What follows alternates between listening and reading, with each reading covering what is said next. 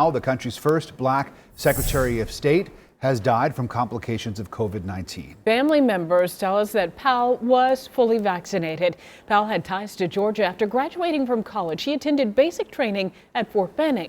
CBS 46's Crystal Bowie joins us live in the studio. And Crystal, Powell did this all during a time when segregation was really prevalent.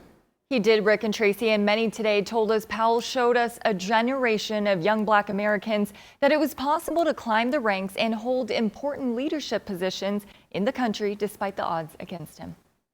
One of the greatest of America to have achieved what he did in the armed services despite all of the racism. Former U.S. Secretary of State Colin Powell dying from COVID-19. Powell's military leadership included his service at Fort McPherson in Atlanta and Fort Benning in Columbus, Georgia. To see him achieve what he did for young black soldiers, young black men and women who are growing up who may have the opportunity to serve later on in life, he was a role model for all of us. But NAACP Atlanta President Richard Rose is worried the news of the 84-year-old dying from the virus after being vaccinated could further vaccine hesitancy. So many naysayers, so many anti-vaxxers. Former U.S. Ambassador and Mayor Andrew Young reflected on his friendship with Powell.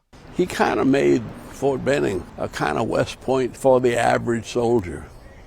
And I was very, very impressed. Saying Powell's legacy is one that inspires. And I think that's the way people, black and white, thought of Colin Powell. He was a man of reason, a man of courage. And meanwhile, Atlanta Mayor Keisha Lance Bottoms released a statement right here saying in part, he was a warrior until the end, most recently imploring all Americans to get vaccinated against the COVID-19 virus. Tracy.